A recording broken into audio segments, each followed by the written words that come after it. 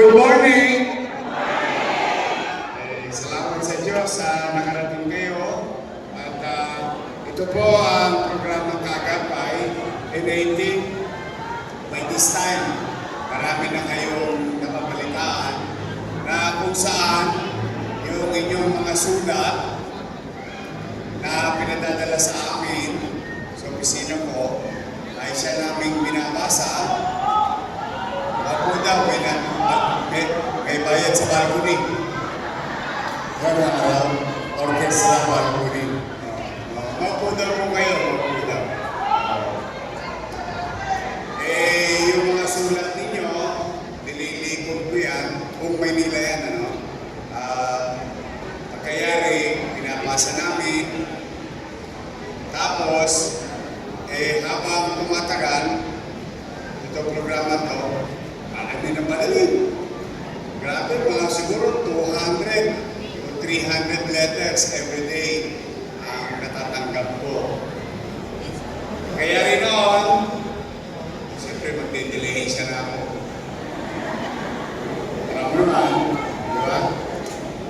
Bilang isang ina, bilang isang ama, sa kanyang mga anak, ang mga magulang laging hahanap ng paraan. Kaya, bakit halos every other week may ganito tayo upang tugunan ang inyong mga sinulat.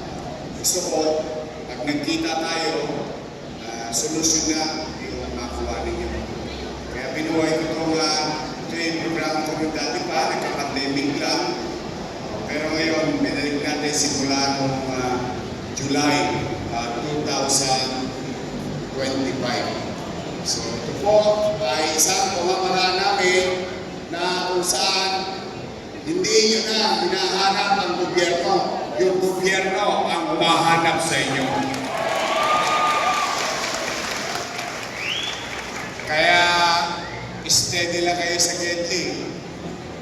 Hindi kayo, wala. Hindi rin kayo magkakaroon. Magandang balita naman ang dala namin.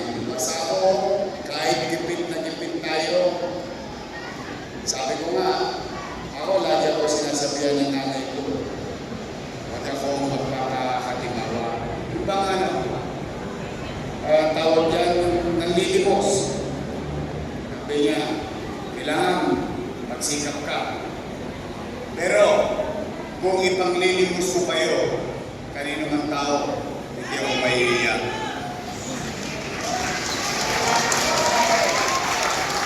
Kahit na imuring ko pa mga weapons nila. Kung kapakinabangan ng taong bayan, bakit pa hindi? Di ko ba? Hindi ko na pinanghihingi yung sarili ko. Kaya kung hindi ako natigil talaga na magpiga ng bimbo, hanggang may mapipiga ako, kahit nilamsik, sasaluhin ko, mayalay lang sa inyo. Pagawanan ng tao. Yung kinakaharap ng suliranin. It's either maibsan o masolusyonan. Yung mga kinakaharap ng mamaya. Lalo ngayon, ang hirap ng buhay. Kasama kayo ng mayaman. Walang kamas. Ang hirap. Tapos may sakit ka pa. Tapos yung anak mo nasa ospital. Nanay mo, konti na lang ang birthday, hindi mo mailabas, maiuwi sa bahay. Makasama mo man lamang hanggang sa huling hininga. Dahil hindi ka pabayad sa ospital. Maraming suliranin ng tao. Sa dami ng sulat na binasa ko, iba't ibang kwento. Kaya po, loobin naman ng Diyos na bigyan ako ng lakas ng pangangatawan. Pipilitin ko po lagi magsikap para sa inyo. Kaya, huwag kayong magmamadali, mabilis lang ito. Kilala nyo naman kami, di ba? Mabilis kami. Hindi tayo akong nagtanghali rito. Mag-aabulo pa ako. Kumain na ba kayo? Pag kayo mag-alala, lilipas din yan. Mag-umpisa na po tayo. Nais ko lang pati ito. Andito ang ating maganda at magaling na vice mayor. Si Vice Mayor G. Tapos yun, yung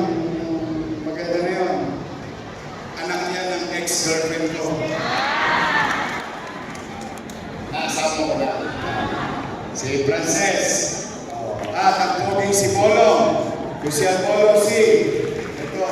Sino ba nandito? Ayun! Ang laging namamuna. Top notcher. Namamuna. Ito, kasabay ko pa to. Kasabay ko pa to. Magkabats kami. 1998. Tagal mo na rin wala doon. Talaga mahal ka ng district ko. Dati bobo ng kilay eh. Si Edward Tanong, sila Awi. Kaparating na. Sige, mag-uumpisa na tayo. Ha?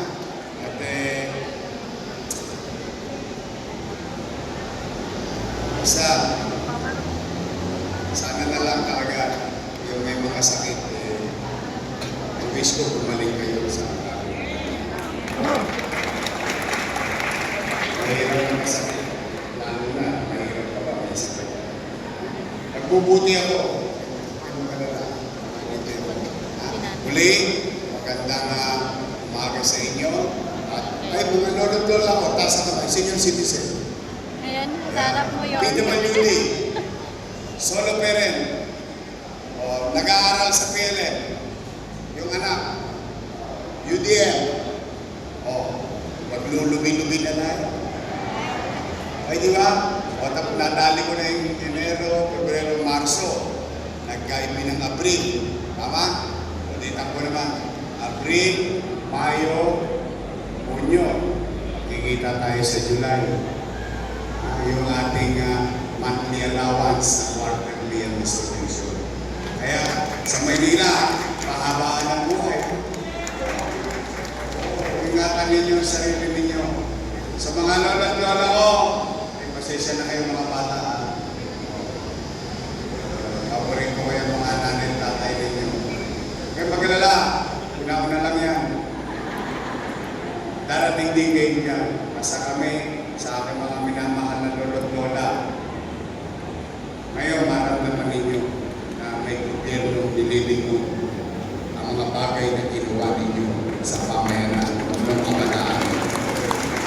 Magandang umaga, pagpalain nawa kayo. I love you. Let's begin. Manila!